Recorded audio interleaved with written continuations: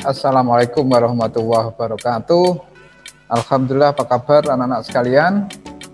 Berjumpa kembali dengan pelajaran Al-Islam. Ustadz Mukid melanjutkan pembelajaran pada pertemuan kali ini adalah pendidikan Al-Islam aspek akidah akhlak, ya, pelajaran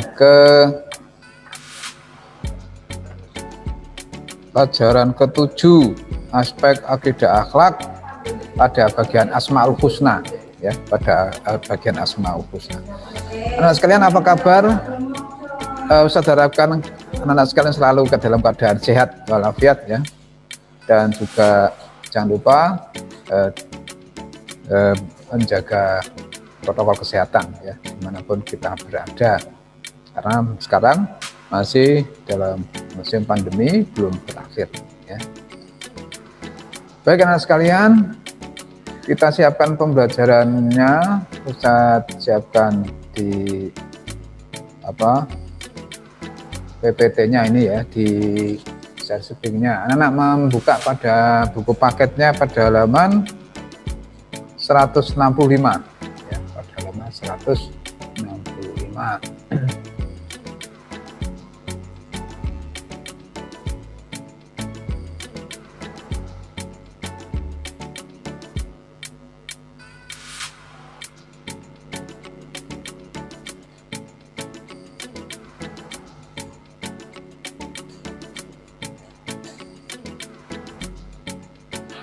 Baik, ini lihat sekalian, pendidikan Al-Islam pada aspek akidah akhlak pelajaran ke-7 Asmaul Husna, ya, Asmaul Husna.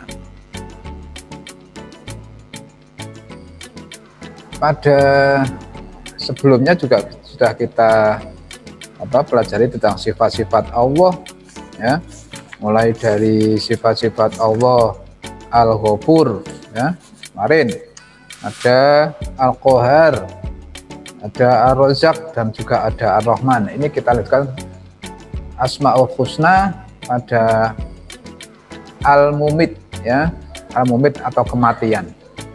Nah, anak-anak sekalian, kematian itu tentu tidak bisa kita hindari, ya, semua orang pasti akan mati, ya, yang bernyawa, ya, semua orang yang bernyawa, makhluk hidup yang bernyawa ini adalah semuanya akan mati.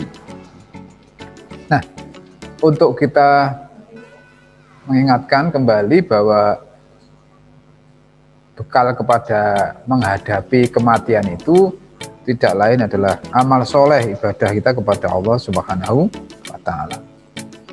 Al-Mumit ini mengandung arti yang maha mematikan, ya, jadi setiap makhluk ini pasti akan mati, ya, sebagaimana firman Allah, setiap yang bernyawa pasti akan mati. Namun perlu diketahui bahwa kematianlah bukan sesuatu yang ditakuti, tetapi ia adalah tangga menuju kebahagiaan abadi. Jadi sebagai tangga keabadian, tangga kebahagiaan, ya, di akhirat nanti. Apabila amal kita baik, ya, sebagai tangga kebahagiaan, apabila tangga kita baik, kehidupan kita baik, amal kita baik, akan bahagia. Bagaimana Allah Subhanahu wa Ta'ala berfirman dalam surat Al-Jum'ah ayat ke-8, A'udzubillahi minasyaitonirrajim, Qul innal mauta alladzina tafirruna minhu fa innahu mulaqikum summa turadduna ila alimil ghaibi wa syahadati fayunabbi'ukum bima kuntum ta'malun. Artinya, katakanlah sesungguhnya kematian yang kamu lari daripadanya, maka sesungguhnya kematian itu akan menemui kamu. Kemudian kamu akan dikembalikan kepada Allah yang mengetahui yang gaib dan yang nyata. Lalu dia, ya, beritakan kepadamu apa yang telah kamu kerjakan. Jadi Allah itu merekam semuanya perbuatan kita selama di dunia ini. Besok akan diperlihatkan oleh Allah Subhanahu wa Ta'ala. Lanjut pada Asmaul Husna di pertemuan ini adalah yang kedua Al-Hayyu, ya, Al-Hayyu. Mari kita lihat bahwa setiap makhluk hidup ini hidup dan berkembang, ya, hidup dan berkembang.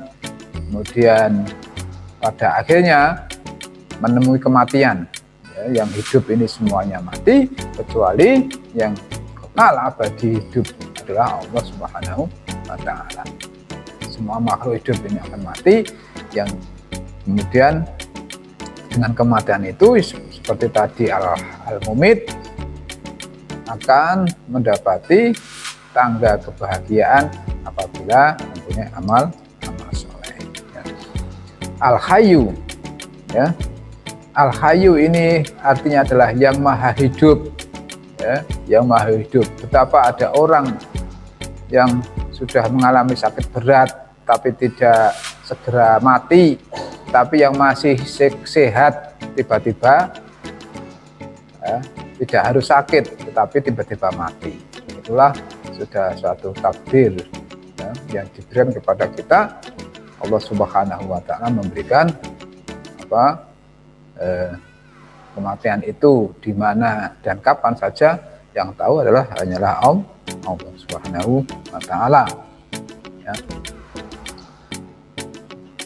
Tetapi hal seperti itu kita jangan lupa juga untuk selalu memelihara di lingkungan kita masing-masing, dari sisi kesehatannya, dari sisi lingkungannya, ya. A'udzubillahi minasyaitonirrajim. Wa anatil wujuhu lil hayyil qayyum wa qad khaba man hamala zulman. Dan tunduklah semua muka dengan berendah hati, berendah diri kepada Tuhan yang maha hidup, kekal, lagi senantiasa mengurus makhluknya.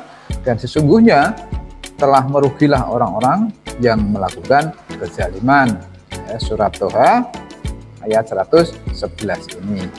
Jadi sebagai orang yang beriman ini terhadap asma Allah Al-Hayyu ini, kita harus dapat memberikan kehidupan di muka bumi ini dengan cara merawatnya, merawat hewan, tumbuh-tumbuhan yang ada di sekitar kita ini, kita jaga, kita pelihara, ya, di sekitar rumah kita ini, dengan telah meneladani daripada Al-Hayyu yang maha hidup, yang maha menjaga ini.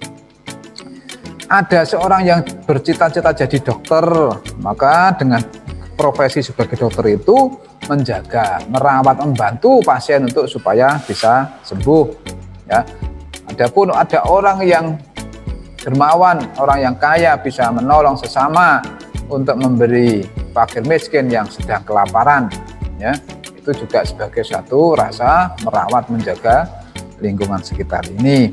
Allah Subhanahu wa Ta'ala berfirman, min ajli dzalika katabna ala bani Israila annahu man qatala nafsan bi ghairi nafsin aw fasadin fil ardi fa ka'annama qatalan nasa jami'an wa man ahyaha fa ka'annama ahyan nasa jami'an wa laqad ja'athum rusuluna bil bayyinati summa inna katsiran minhum ba'da dzalika fil ardi la musrifun. Oleh karena itu, kami tetapkan suatu hukum bagi Bani Israel bahwa barang siapa yang membunuh seorang manusia bukan karena orang itu membunuh orang lain atau bukan karena membuat kerusakan di muka bumi, maka seakan-akan dia telah membunuh semua manusia seluruhnya. Dan barang siapa yang memelihara kehidupan seorang manusia, maka seolah-olah dia telah memelihara kehidupan manusia semuanya. Al-Maidah surat kelima ayat ke-32 ini.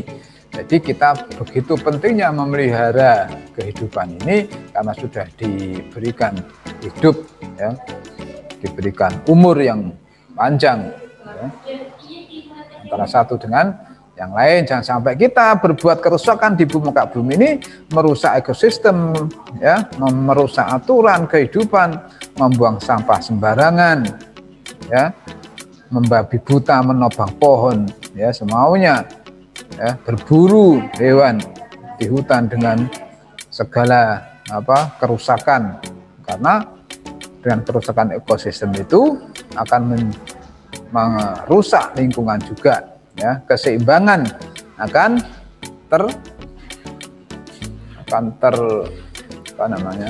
terganggu, ya, akan terganggu dari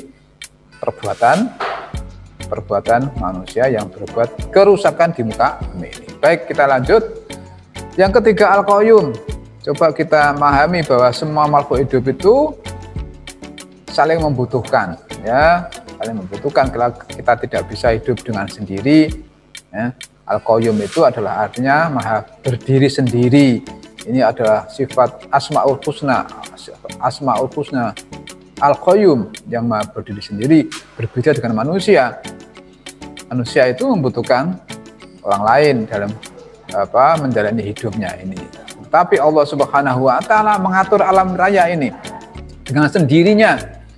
Untuk kita bisa meneladani Asmaul Husna ini, ya, dengan Al-Qayyum ini hendaknya kita juga mandiri, ya, dalam bersikap, ya, sebagai siswa, sebagai orang tua, sebagai anak, melakukan pekerjaan rumah, ya, jangan hanya tergantung pada orang lain. Belajar juga dengan rajin, dengan ikhlas, ya, kemandirian, kejujuran, ya, tanggung jawab. Ini sikap-sikap yang harus kita pelihara, ya, kita jaga, kita latih, ya, supaya jadi orang yang sukses, ya, orang yang berwibawa, mempunyai jiwa yang besar, ya, dari kita ini. Allah Subhanahu wa Ta'ala berfirman dalam surat yang ketiga, Ali Imran ayat 2, ya, ayat 2. A'udzubillahi minasyaitonirrajim. Allahu la ilaha illa huwal hayyul qayyum. Allah tidak ada Tuhan yang berhak disembah melainkan Dia yang hidup, kekal, lagi terus-menerus mengurus makhluknya. Nah,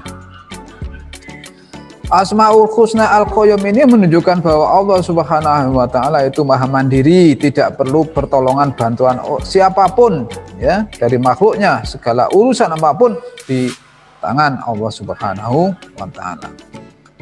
Bila kita ingin meneladani Asmaul Husna ini, maka hendaklah kita selalu bersikap mandiri, ya, tidak menggantungkan diri kepada orang lain. Dikit-dikit minta tolong, dikit-dikit minta bantuan orang lain. Kita kerjakan sendiri, pekerjaan rumah kita kerjakan sendiri, belajar kita kerjakan sendiri, ya, tanpa harus diingatkan, tapi sudah kita sadar, ya, kewajiban kita. Yang keempat, Al-Wajid. Mari kita lihat, kehilangan sesuatu bisa jadi barang-barang itu kita temukan, dan juga ada yang belum tentu barang itu tidak kita temukan, artinya atau hilang. Nah, dengan Al-Wajidu ini yang maha menemukan, jangan kita merasa sendiri, ya, jangan kita merasa tidak ada yang membantu, tidak ada orang yang sayang kepada kita. Ada bersama kita adalah Allah Subhanahu wa Ta'ala, ya. Allah akan selalu bersama hambanya, ya, dimanapun dan kapanpun. Jadi jangan sampai merasa, ya, merasa sendiri, tidak ada yang membantu, ya. Karena sebagaimana surat Ad-Duha ayat 6 sampai 8, ya, surat ke-93 itu, A'udzubillahi minasyaitonirrajim. Bismillahirrahmanirrahim. Alam yajidka yatiman fa'awa wa wajadaka dhallan fahada wa wajadaka 'ailan fa'aghna. Bukankah dia mendapatimu sebagai seorang yang yatim, lalu dia melindungimu, dan dia mendapatimu sebagai seorang yang bingung, lalu dia memberikan petunjuk, dan dia mendapatimu sebagai seorang yang kekurangan, lalu dia memberikan kecukupan. Ini, jadi surat Ad-Duha ini memberikan pesan kepada kita, apabila kita perhatikan ayat di atas, maka kita sebagai hamba Allah tidak boleh untuk berputus asa. Apabila ada masalah yang sedang kita hadapi, kita harus yakin akan menemukan jalan keluar, solusinya, karena Allah Subhanahu wa Ta'ala selalu bersama kita, ya, dengan Asmaul Husna Asmaul Husna Al-Wajid pasti akan ditemukan dengan jalan keluarnya. Jangan berputus asa apabila menghadapi kesulitan apapun, ya. Nah, sekalian, sekira itu untuk pelajaran pada kesempatan kali ini, ya. Ada 4 Asmaul Husna yang harus kita hafalkan, ya, kita hayati dan kita teladani dari sifat keempat nama Asmaul Husna. Untuk nama-nama Asmaul Husna yang lain yang akan kita lanjutkan pada pertemuan yang akan datang. Dan terima kasih atas perhatiannya. Selamat belajar ya. Lanjutnya nanti bisa anak-anak kerjakan di tugas belajarnya di LMS ya, di LMS pelajaran akidah apa ya. Terima kasih, selamat belajar, tetap semangat. Nasrun minallah wa fathun qarib. Wassalamualaikum warahmatullahi wabarakatuh.